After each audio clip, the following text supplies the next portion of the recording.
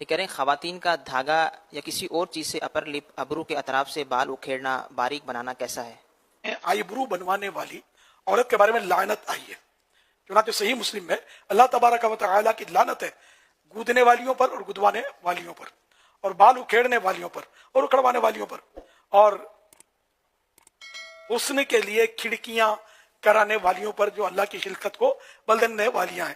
یہ کھڑکیاں دانتوں میں جو خوبصورت خلال وہ سوراخ بناتے ہیں، عورتیں بنواتی شاید، تو یہ بھی یعنی کہ منع کیا گیا کہ یہ سب پر لعنت کی گئی ہے۔ حوالہ صحیح مسلم جلد 2 صفحہ نمبر 205۔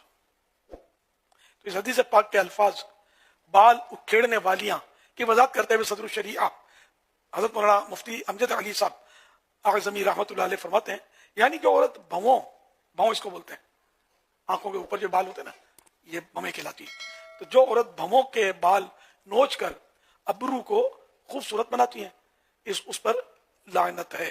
یہ اس کو آئی برو بولتے ہیں، بھویں بھی بولتے ہیں، ابرو اردو میں بولتے ہیں، انگلش میں غالباً آئی برو بولتے ہیں۔ تو اس کو اس طرح کٹنگ کر کے یا سیٹ کر کے خوبصورت بنانے والے پر والیوں پر عام طور پر عورتیں بناتی ہیں، لیکن دونوں کے لیے مرد بھی بنائے گا اس طرح تو وہ بھی لعنت کا حقدار ٹھہرے گا۔ تو کسی طریقے سے بھی اس کو کریں گے، خوبصورت بنائیں گے کاٹ کر یا دھاگے سے یا جو بھی کوئی ٹیکنیک ہو، تو یہ جائز نہیں ہے۔ صلو علی الحبیب صلی اللہ علیہ وسلم۔